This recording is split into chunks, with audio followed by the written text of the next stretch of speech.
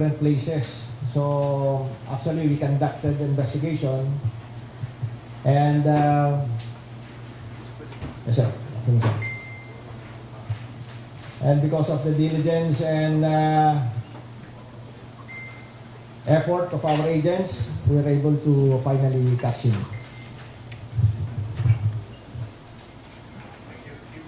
We have Deputy Director de Guzman, sir.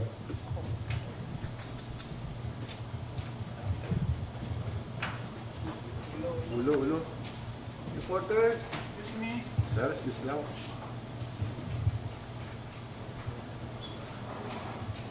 Excuse me. Thank you. Reporter. Actually, the investigation about the Bucor drug incident was investigated by a team way back in 2016. And it happened that I was part of that investigating team. And I would like to tell you na as a result of our investigation, we filed cases against several personalities to include Senator Delima, Yusek Baraan, former Bucor Director Franklin Bocayo, and 8 more. Hindi. 8 plus. We charged 18 personalities in that investigation. And as per our record, we did not charge the accused now. As far as I can recall, it was based on the investigation conducted by the NPS that they found evidence against Vera. Thereby, the NPS recommended him to be included in the charge sheet. So, yan po ang base dun sa investigation namin, hindi namin siya na-recommend to be charged. Ang NPS ang nag-recommend sa kanya to be included in the charge sheet. Kaya ito yung warrant niya based on the recommendation of the National Prosecution Service. Thank you, Dep. Any question from the media? Good.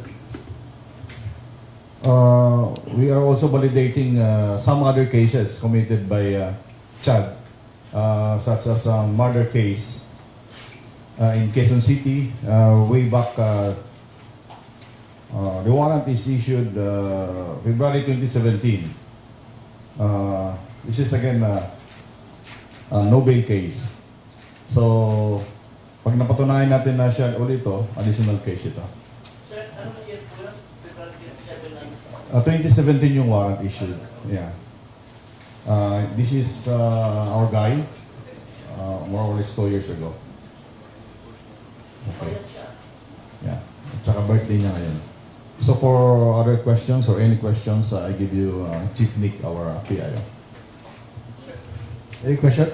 All right. Sir Nick, ano po yung complicity nito ni Tera as far as the case of former Secretary and now Senator Leila Delima is concerned? It would appear that he received some monies for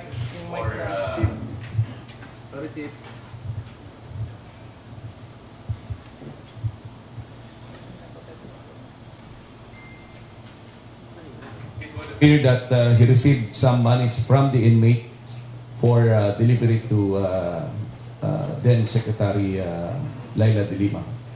But the other merits we cannot touch, considering that this is pending litigation. So is this case bailable or not? Well, this one is a non-bailable offense, and the Also with the other offense, the murder case, we are validating, but he already admitted to this. This is a 2017 case. Sir, clarify ko lang, you were saying kanina dun sa investigation, hindi recommended for firing siya. It was National Secretarial Service. Bakit hindi nyo recommend na napasuhan siya? Why is it? As far as our investigation is concerned, hindi naman siya wala kaming makitang involvement niya. It so happened na based on the evaluation of the National Prosecution Service, because in the testimony of Peter Ko, sinabi ni Peter Ko na nagbigay siya ng 2 beses na 5 milyon kay Judd for the candidacy, dun sa candidacy ni now Senator Delima. That was the statement of an inmate, Peter Ko. Ay siguro, base do sa evaluation ng NPS, they recommend Judd to be charged also. Pero from your end, hindi na validate yung sinabi ng Peter ko. Is that why hindi siya nirecommend? Wala kaming way to validate it because at that time, si Judd is not in our possession. So we have no way of validating that during the time. So this guy was charged on a mere allegation, but one inmate was charged for drugs. Parang that. I think it's the NPS who can intelligently answer your query. Other questions?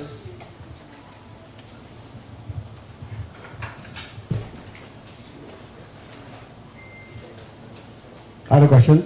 I was talking to the Director Levin earlier before we started, and sa police finals meron tinatawag tayong bagman, meron tayong tinatawag na encargado, meron din tayong tinatawag na encargado, well anyway, ano siya doon? If he was the one who accepted the money and delivered it to the Lima, what does that make of him?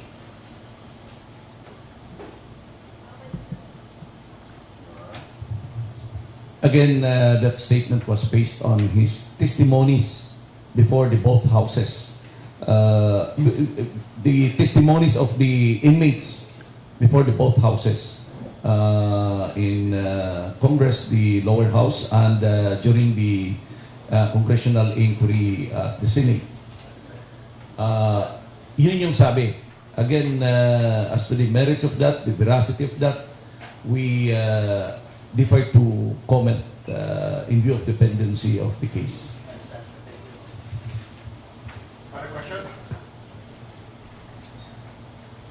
Sir John Consulta from GMA.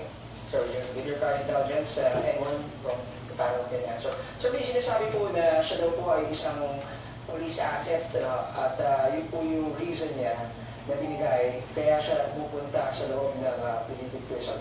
In fact, meron po siyang documents to prove that he is indeed an agent of a certain police body during the time nung siya po na-order na pumapasok sa Philippines.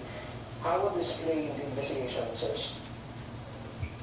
That's what he claims, but again, we cannot really dwell on that because that's his defense. But as far as the investigation is concerned, it was testified to that he received monies and delivered these monies to then Secretary Delima. Sir, na-validated ba yung claims na naging aid daw siya or kaanak ni Secretary? I confronted him earlier on and he said, hindi siya kamag-anak. He denies that. Yan ang pero real, okay. Naging ala-alalay. Alalay. For clarification, Mike, sir, Mike. none in our investigation, Na etong subject of arrest ngayon has relationship with the then Secretary de Lima. Wala kaming nag-gather na gano'n. So, not related. He's not related. As I said, wala kaming nag-gather na gano'n. Which lead to that conclusion. Pero sir, if not kay Delima, kila Jonel, kila Ronel Daya, may relationship ba siya sa kanila? Actually, etong si Jad, lumutang ito dahil dun sa sinasabi at that time ng Ninja Cup. I don't know if you all recall the Ninja Cup. Ito ang asset raw ng Ninja Cups.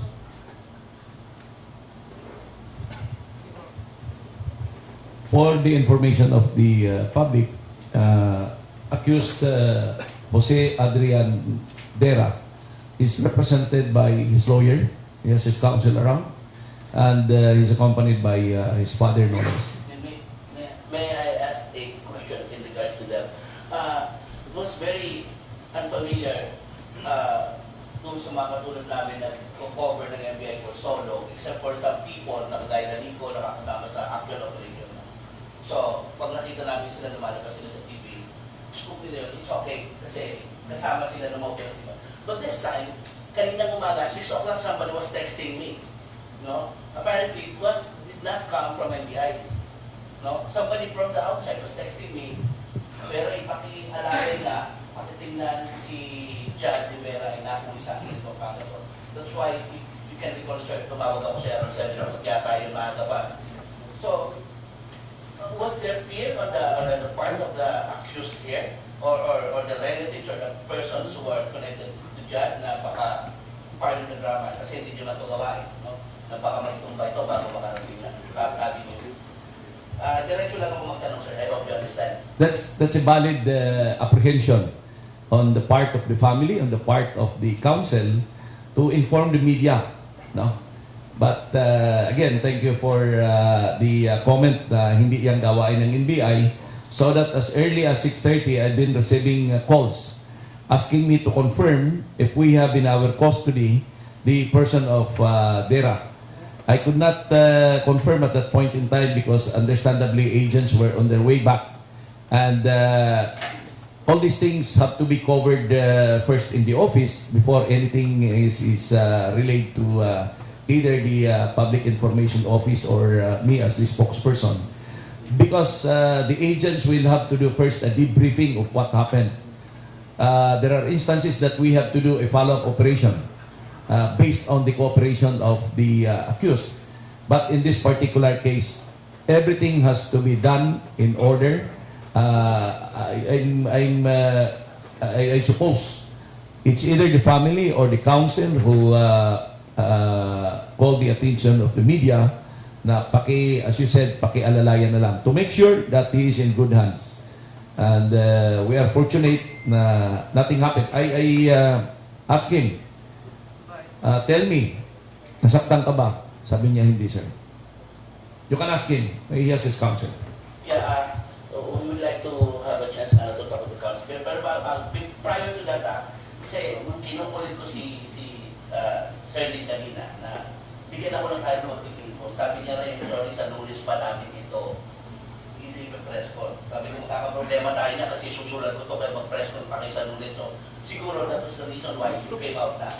Kasi either way, we know the story already. So, it will come out before you have your press call. Now, can we ask the lawyer if it's possible for you to talk?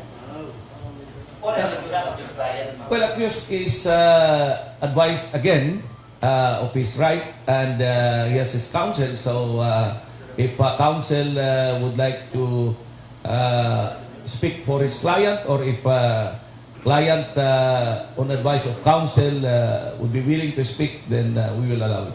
Is the counsel ready for some questions? Sir. Okay. After the press con? I'm sorry. Yeah, answer. Other questions? We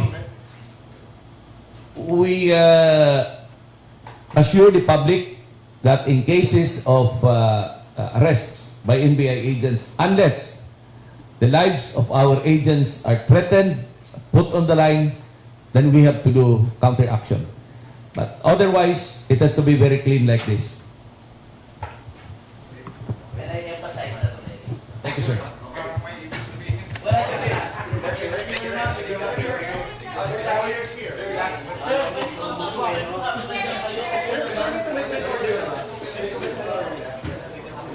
Sir, may tanong pa, sir. May tanong pa ba kayo? Ay, dito ba naman si Detlabid? Dito lang.